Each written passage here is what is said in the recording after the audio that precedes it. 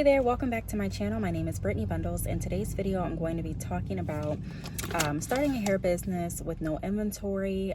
There are many entrepreneurs that do it. I'm just looking at my notes that do it, but I have a few concerns with it. Now, if you've been following this channel, you know I do offer solutions to inventory.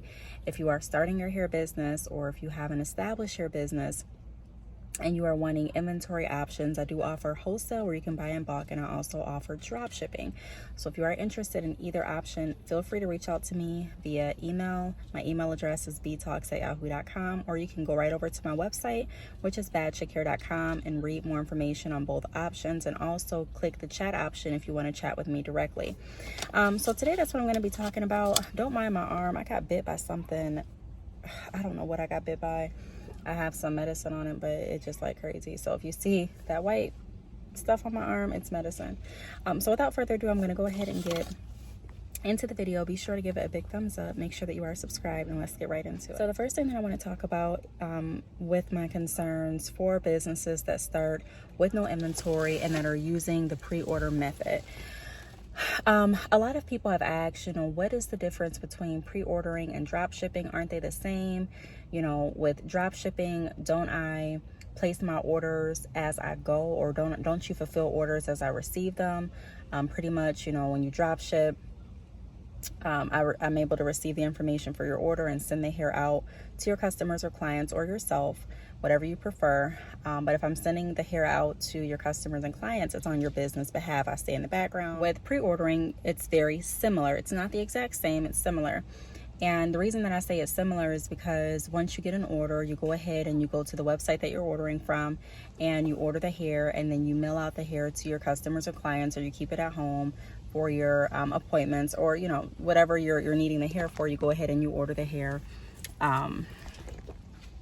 as you need it. You don't just have inventory on hand. They're not the exact same. They're very similar. What the biggest difference is, in my opinion, is the fact that you don't have that relationship nor the obligation.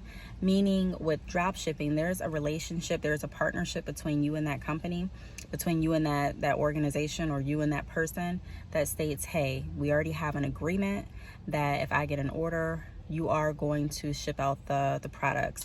You are notified ahead of time of what the pricing is for drop shipping. So you have a set guideline of what the prices are. If the prices change, you're notified, because you have that obligation and you have that relationship, or because that company has that obligation with you and that relationship, you're notified of any inventory changes or any product changes, updates, and things like that. So you have all the knowledge needed to be able to relay that information to your customers and clients to make a more seamless experience.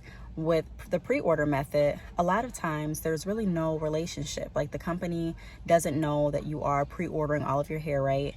You don't typically go to a website and fill out a pre-ordering form or anything like that. There's really no relationship. So if the hair texture gets taken off of the website tomorrow and you're still advertising it on your website, that's something you have to explain to your customers and clients. If they order a texture that you thought you would be able to pre-order and now you can't because that company took it down for whatever reason.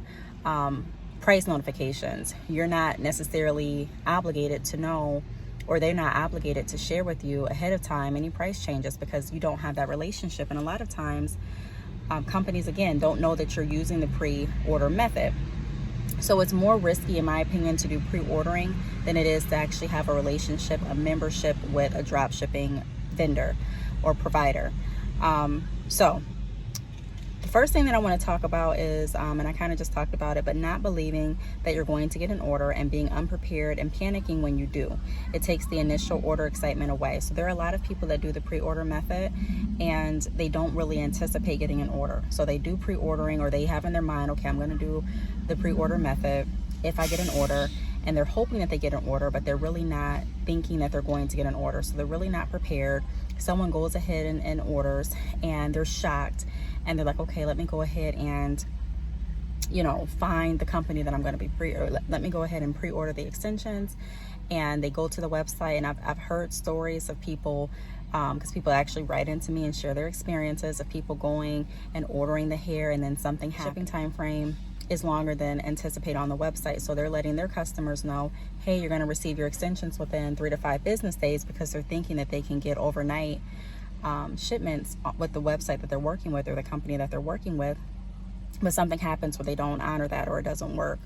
The pricing changes, textures are no longer available, limits are sold out, so different things like that. So you just want to make sure that you are being very strategic with your business, like we talk about a lot on this channel, and thinking ahead of time. So what would happen if this happens?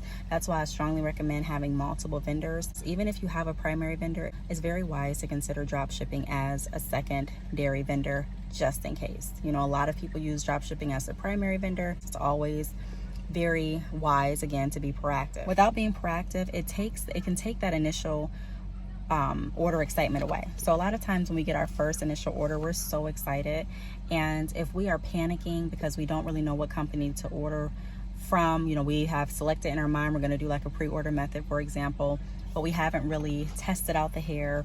We really don't know what the quality is because we haven't tested it out. We really haven't worked with that company before. We may have sent an email, but we really haven't done business with them as far as receiving products or anything like that. And so we really don't know what to expect. And it can cause a lot of anxiety instead of excitement. No. So that's something to consider. Another thing that concerns me with not having a clear plan of who you're going to use for your vendor, and being able to have a backup plan, and also testing out the hair and having an agreement, a relationship with a company that you are going to work with ahead of time, is without some sort of agreement, you know, many vendors don't feel obligated to share price changes nor going out of business details. So I just mentioned that in the beginning of the video. If you don't have an obligation, or if a company doesn't know that you are doing the pre-order method through their business, it's very risky because they don't really have that obligation to share with you any changes. So that business may decide to go out of business tomorrow. They may be going out of business next week, and you won't be privy to that information if they don't decide to share it with you. And so that can be something that can affect your business if you're relying on them to stay in business to get your inventory from. Another concern that I have is often no accountability is taken because, you know, their vendor name isn't heavily promoted.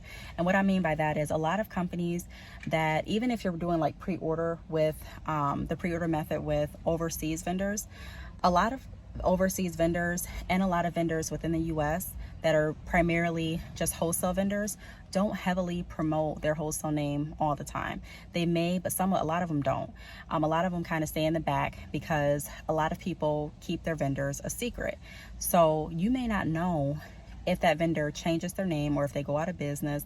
And if they send you, say you order through them and everything works fine with the ordering process and you get the extensions, and let's say the extensions aren't quality, and you've already had to wait that time frame for them to actually send the extensions to you, your customers and your clients are waiting for the extensions to be sent to them.